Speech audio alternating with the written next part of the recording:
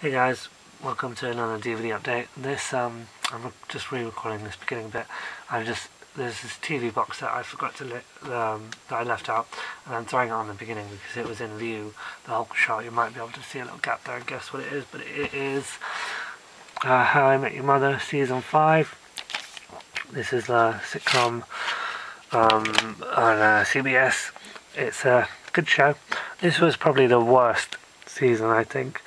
To date, it was alright. I enjoyed it, but it wasn't as good as the first 4 seasons.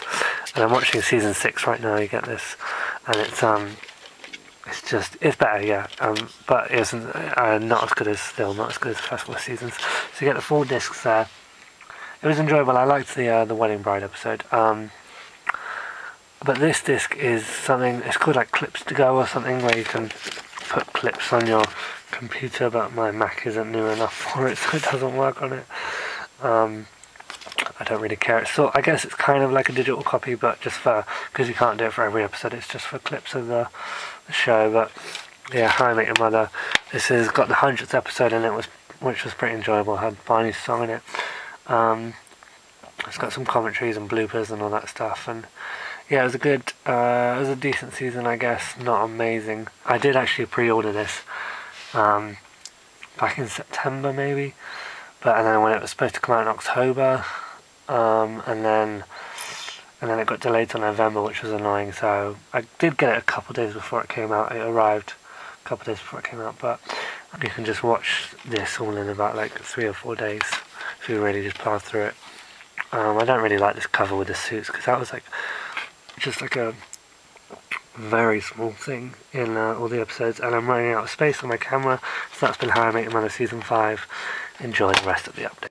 Just want to say, if I sound like I'm going through the motions here, it's because I just recorded this and I'm trying this new thing where I'm doing it with my digital camera, but I've just got them on a stack of CDs so I don't like move it around loads, so it's not all shaky. But I was recording it and I was right at the end of filming the DVD update, or this part at least, and I knocked the camera over, it shut off, and I just lost all the footage. So that's just fucking brilliant. So if I sound a little bored because I'm doing this for the second time all over again, then I'm sorry. But okay, first film we have is The Shining, which was $2.99 with any purchase. It's originally $4.99. I've never seen all of this. I did try watching it a couple of years ago. I borrowed it off someone, but I just couldn't get into it. I didn't like it. But it was in October, and I just felt like, oh, might as well give it another shot. Unfortunately, as you can see, it's still sealed. Never got around to it. But I don't really want to watch it at this point because it's November. Well, when I'm recording this, it's November. And I just, it's kind of Christmassy time, so I'm just not in the mood for horror at the moment. But maybe like January I'll watch it or something when Christmas has passed. And we have another horror. Yeah, there's a lot of horror films here. Got another like 4, just because it was October, and I know I say I'm not into horror, and someone did call me on that. And yeah, you're right, I do kind of like horror, especially around October. But this is Halloween 4: The Return of Michael Myers. This is the re-release, I think, because it's got this kind of newer cover. This one I wanted to check out. I'd seen Halloween 1, 2 and 3, so I just bought this. Halloween 5 was on BBC iPlayer, which is like a streaming thing for those who live in the States. And I kind of thought, oh, should I watch this? But I just can't be bothered. I heard it was crap. Halloween 4 was pretty average. The ending was really cool, but other than that, I didn't really think it was all that special. I mean, it was enjoyable enough, but it was just like, can't compete with Halloween 1, and even Halloween 2 I thought was pretty damn good. So that's Halloween 4, got that in HMV.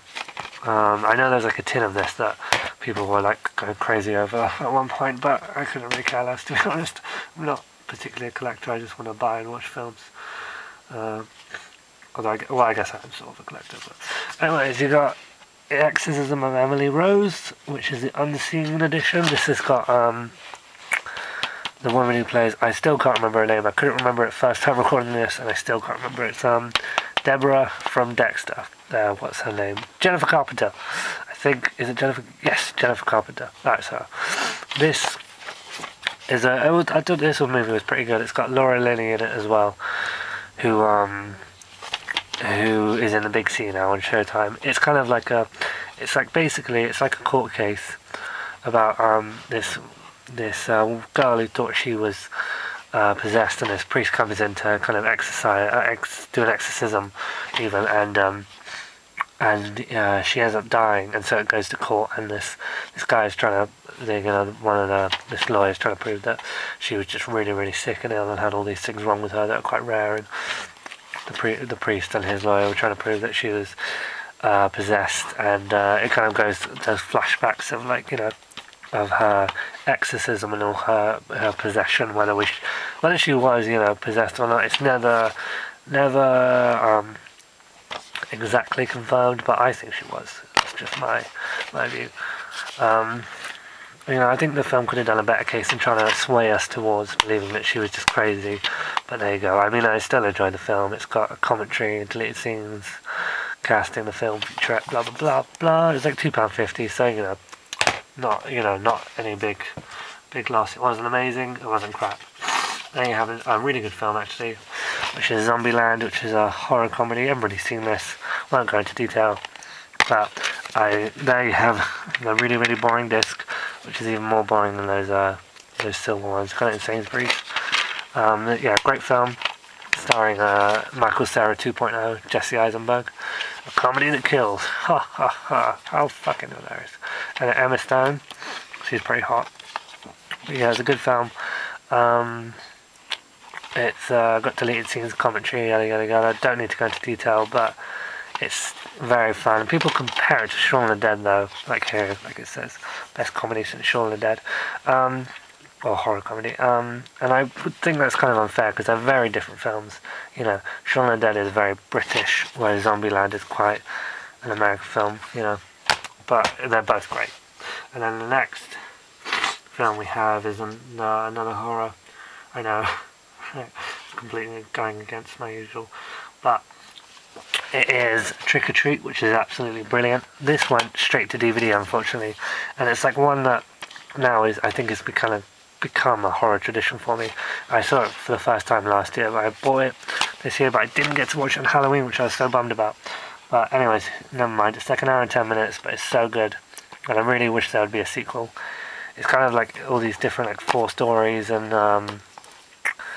they kind of sort of intertwine at times, and it's sort of all connected to this guy, and it's kind of do with the kind of the history and kind of mythology, if you will, about Halloween. It's got some familiar faces: Dylan Baker, like I said, Anna Paquin, Leslie Bibb, and did I show the disc? I don't think I did. Did I? There's a disc. It's really good though. Really, just so much fun, so entertaining, kind of scary, just really unusual horror film, and I think that's why I liked it, because it was so unusual and it was just completely different from those generic slashers you get, and it was actually trying to do something new with the the horror genre.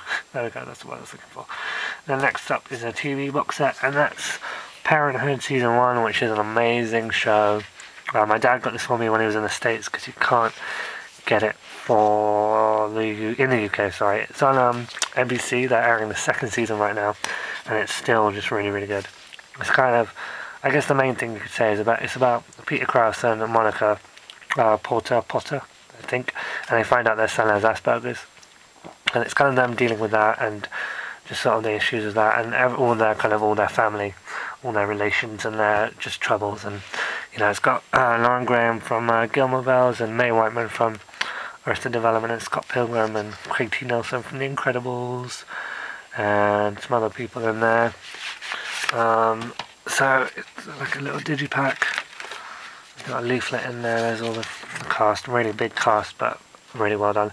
Oh, and it's got Dax Shepard in it, who I usually hate. There's the discs, but he's amazing in this, and a little kid who plays his son Jabbar is just fucking adorable. That kid is the cutest. Yeah, there's a commentary on it and some other behind the scenes malarkey and all that, but definitely it's not, I wouldn't say this is a show you have to watch from the beginning. I mean, I would recommend it, but if you catch an episode, I would say check it out on NBC if you're in the States, because it's so good.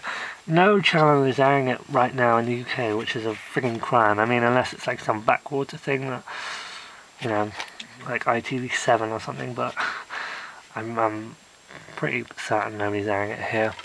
So that's Parenthood. Love that show. And then we got something here that may, you know, please some of y'all, that I finally got moved to this phase of the DVDs, or whatever. What am I trying to say? It's Pushing Daisy Season 1 on Blu-ray. Yeah, I finally made the jump to Blu-ray. At this point, when I'm filming this, I don't have a player, so but I got this because I wanted to start getting some Blu-rays, and I knew that I'm going to get a player soon, but I knew that this would look really good on Blu-ray because of all the colours and everything, and how sort of Tim Burton-y looks. You've got the menu there, well, not the menu, it's like, you know, a booklet with the Ned and the cast and the receipt and stuff, and then the discs, which look like pies, which I have this on DVD, and I think it looks fairly, you know, same. There's 9 episodes in season 1, and then 13 in season 2, and then it was cancelled, unfortunately. But definitely recommend checking it out, and it's, you know, can't tell you what it looks like on Blu-ray. I'm just assuming that it looks really, really nice. So if anyone wants to tell me, confirm that or deny it, then feel free. And then we have another Blu-ray, which is a movie, and it is The Midnight Meat Train with Minnie Jones and some other people, Leslie Bibb and stuff. This is really, really good. This is a Clive Barker story, you know, Hellraiser, Candyman, that guy. It's the director's cut. I saw this last year, I rented it on DVD and thought it was fucking amazing. And I just wanted to, I was going to pick it up on DVD eventually, but then I saw it, I'd started getting Blu-rays and I saw it used for £5, and so I thought, well, I might as well pick it up on Blu-ray. Can't tell you what it looks like on Blu-ray, whether it looks good or not, you know, Region B, but it's an amazing film, so I would have got it on either format. But yeah, if anyone has this and can tell me if it looks good or not, I can't imagine that it's like one of the most, you know, like an amazing looking Blu-ray, but whatever, what do I know? What do I know? I'm new to the Blu-ray format. I'm a Blu-ray novice. I don't even have a player. Yeah, and then lastly for this part we have Up, which is a Pixar film, which is this is a Blu-ray and a DVD. This is just the normal Blu-ray DVD. This isn't the super set, although I love, well, this is embossed as well, which is really nice, but I love the cover for the super set, but that was a bit more expensive, so I just decided to get this one. I didn't really care about digital copy, and wasn't overly fussed about special features, but the cover where it's just like the house with the balloons, that looks, I think I love the simplicity of that. But yeah, I'm going to probably just start getting all Pixar's and Disney's on Blu-ray now. So you go inside, you've got the Disney movie rules. Now this is where it all went wrong last time. And don't even bother trying to use that code because I've already used it. I'll back off. I do like that they've started doing this in the UK now, but loads of mine don't have them in, which is a shame, because it was before they started doing it. But this getting points thing is fun, getting gifts. Got my own little Jiminy Cricket toy, plush toy. Anyways, there's the Blu-ray disc, region B, so I guess it's region locked. That's the Blu-ray, and then you've got the standard DVD, which I will be able to watch, which has got the guys there. And then you got the back, it's got Doug's Secret Special Mission, Partly Cloudy, theatrical short, and a bunch of other special features, both on the Blu-ray and the DVD, widescreen, yada yada yada. I love that little image there, that looks good, doesn't it? So that's Up. If you like Pixar and you haven't watched this yet, yeah, get a few hours to watch it. It's really, really good. Not my favourite Pixar, that still title belongs to The Incredibles. But definitely, and I'm turning it to DVD, and when I ordered this, I was like, oh, I hope it comes with a slipcase, because I saw it had a slipcase in the stores, and I was like, yeah, it just looks so nice with that slipcase, doesn't it? And it's all nice and embossed, so I was chuffed when it arrived with a slipcase. I've never been particularly fussed about them before, but they look nice on Blu-rays. So that's that. Alright, I made it through this time, didn't lose the footage. Yeah, I guess I'll see you for the next part. I know there's going to be more. Alright, I'll see you whenever. Peace.